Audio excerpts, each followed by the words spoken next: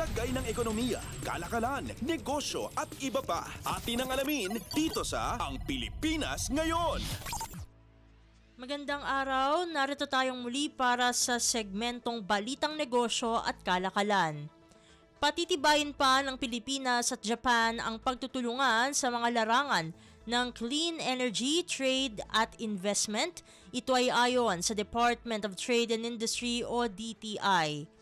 Sinabi ng DTI na tinalakay ni Trade Secretary Alfredo Pascual at Minister of Economy, Trade and Industry ng Japan na si Saito Ken ang potential areas of cooperation sa pagitan ng dalawang bansa sa sidelines ng Indo-Pacific Economic Framework for Prosperity o IPEF ministerial meeting sa Singapore noong nakaraang linggo. Sa naturang talakayan, sinabi ng DTI na winelcome ng dalawang trade chief ang mga oportunidad para sa green transition. Sa ministerial meeting ay ipinarating ng Japanese side ang interes ng Japan Bank for International Cooperation o JBIC na lumahok sa paglinang sa isang waste-to-energy project na makatutulong sa mga pagsisikap ng Pilipinas tungo sa clean energy transition. Tinalakay din ng dalawang bansa ang potential collaboration sa critical mineral sector, partikular sa pagdevelop ng matibay at maasahang global supply chains. Ayon sa DTI, inihayag ng Pilipinas ang masidhing interes nito sa paglahok sa Critical Minerals Agreement na magpapalakas pa sa kooperasyon sa larangang ito.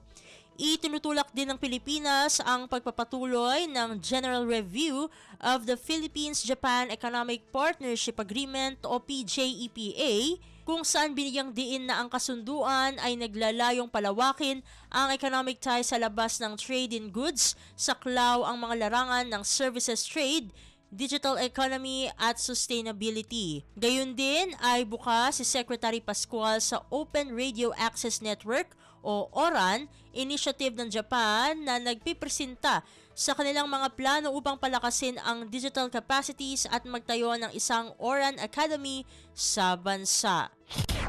Lagay ng ekonomiya, kalakalan, negosyo at iba pa. Atin ang alamin dito sa Ang Pilipinas Ngayon. Sa iba pang mga balitang negosyo, nananatili sa manageable level ang kabuoang foreign debt ng Pilipinas hanggang first quarter ng taon.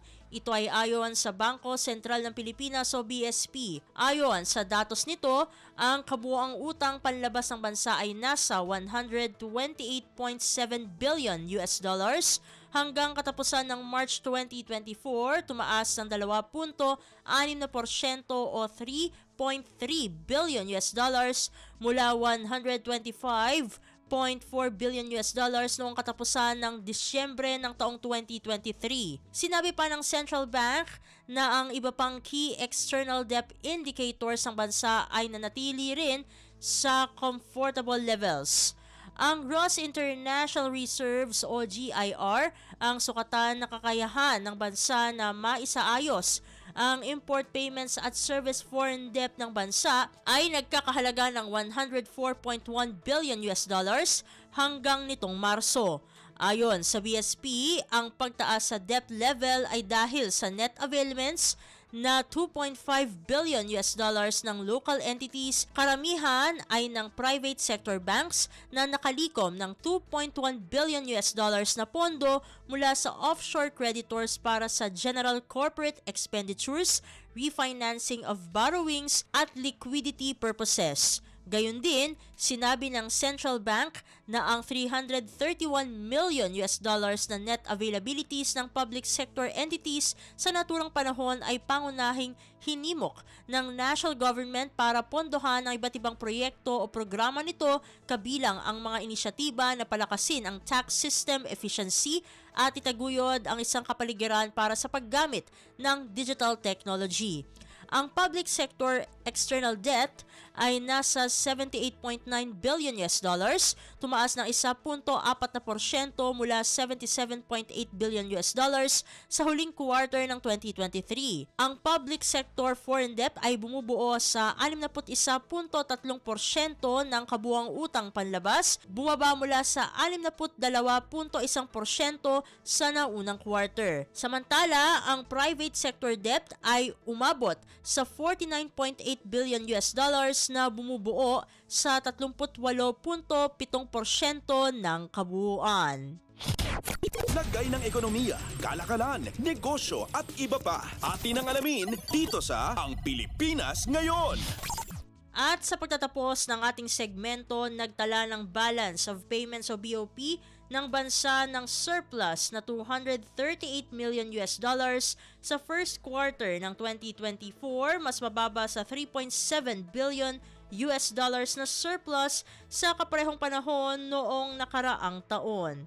Ayon sa Bangko Sentral ng Pilipinas o BSP, ang first quarter surplus ay dahil sa net inflow sa financial account na bahagyang pinahupa ng outflow sa current account.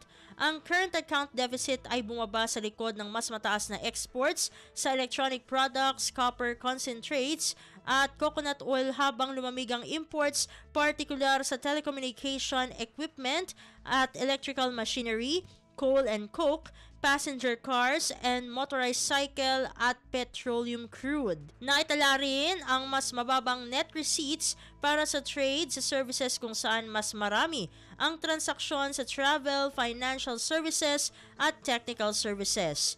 Tinaya ng BSP na mananatili ang BOP ng bansa sa surplus sa 2024 hanggang 2025 sa paglago ng exports at investments gayon din ng global economic activity. Inaprubahan ng Monetary Board ang mas mataas na BOP surplus forecast na 1.6 billion US dollars para sa 2024 mula sa naunang pagtaya na 700 million US dollars. Itinaya rin ng BSP ang 1.5 billion US dollars na BOP surplus para sa 2025 mula sa naunang projection nito na 500 million US dollars na deficit. Lagay ng ekonomiya, kalakalan, negosyo at iba pa. Atin ang alamin dito sa Ang Pilipinas Ngayon. At dito na nagtatapos ang ating segmentong Balitang Negosyo at Kalakalan para sa Radyo Pilipinas World Service. Ito si Steph Vicente. Muli, magandang araw. Lagay ng ekonomiya, kalakalan, negosyo at iba pa. Atin ang alamin dito sa Ang Pilipinas Ngayon.